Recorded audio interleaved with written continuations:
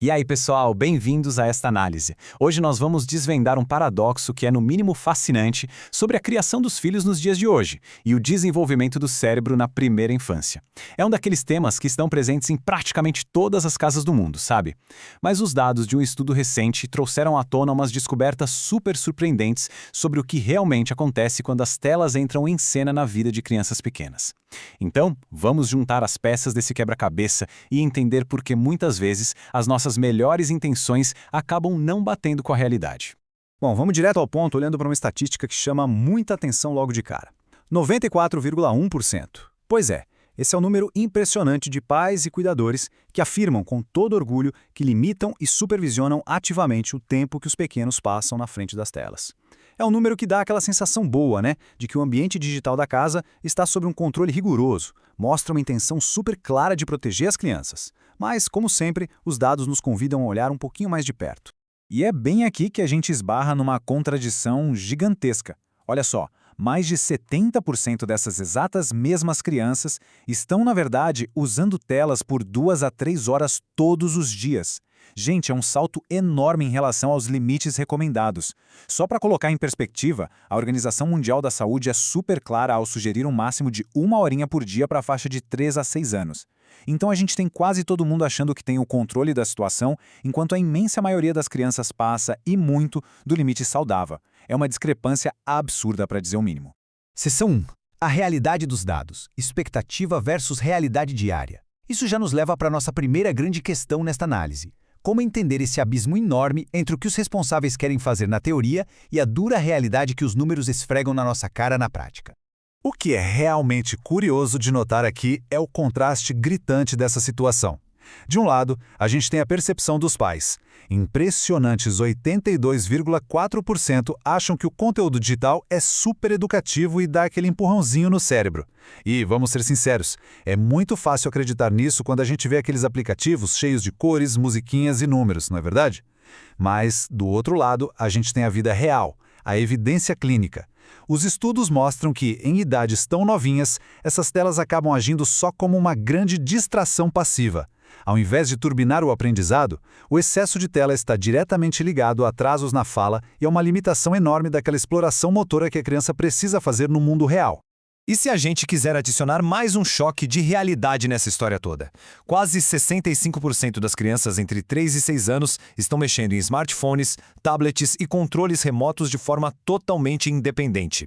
Sabe aquela supervisão rigorosa que a gente falou agora há pouco? Pois é, ela meio que vai por água abaixo quando vemos a facilidade com que as próprias crianças pegam os aparelhos e ditam o ritmo do que vão assistir, sem o filtro nenhum de um adulto ali do lado.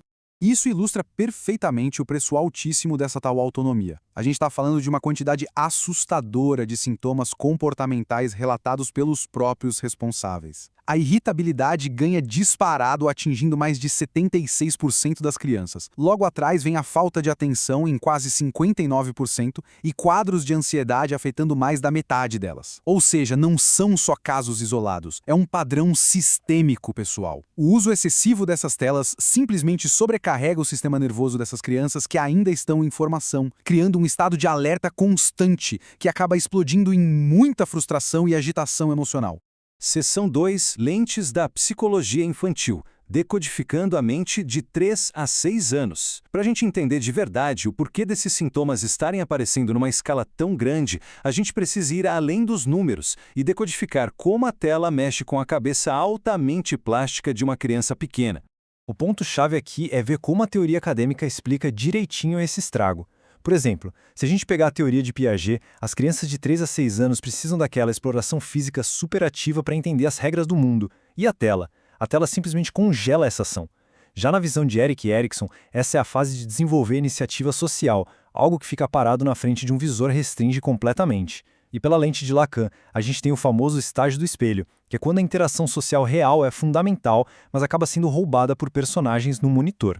E falando em Lacan, vamos ver como isso cria um fenômeno muito louco e super moderno, o espelho digital. Funciona mais ou menos assim. Em vez da criança formar quem ela é, se relacionando com pessoas de verdade, com reações humanas autênticas, ela passa a usar o tablet como um espelho de si mesma. A identidade dela começa a se basear nas reações milimetricamente roteirizadas de desenhos animados. E o problema disso é que distorce totalmente a formação do eu, tornando muito mais difícil criar empatia e conexão real lá na frente. Seção 3. O custo da distração. Substituindo a conexão humana. É super importante a gente olhar para isso com muita objetividade, sem ficar apontando o dedo para os pais, sabe? Mas nós precisamos encarar o verdadeiro custo de usar a tela como uma ferramenta de gestão numa casa sobrecarregada.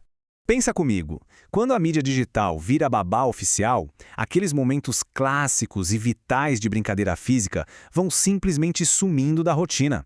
Pega-pega, esconde-esconde, correr livremente até cansar. Gente, isso não é só passar tempo, não. Essas atividades são literalmente os blocos de construção da neurobiologia da criança.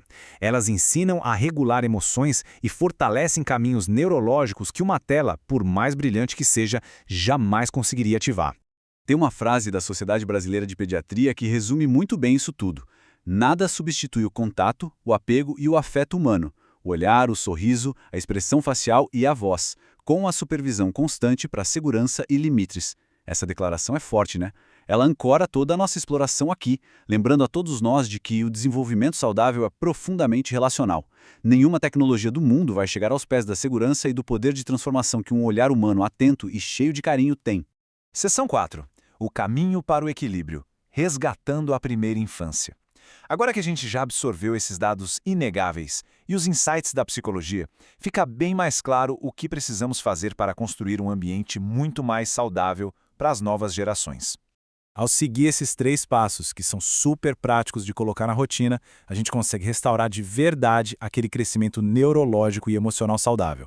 Primeiro passo, bater o pé e respeitar aquele limite máximo de 1 hora de tela por dia, sem choro. Segundo, devolver a criançada para o mundo tátil, estimulando brincadeiras livres e físicas em ambientes seguros. E o terceiro, que é de longe o mais profundo, priorizar aqueles momentos multissensoriais cara a cara com os cuidadores. É literalmente assim que o desenvolvimento pleno volta a florescer. E para fechar nossa análise de hoje, eu deixo com vocês esta provocação para pensar. Será que o alívio imediato de ter a criança quietinha ali na distração digital realmente compensa o preço altíssimo que ela pode pagar no seu desenvolvimento a longo prazo?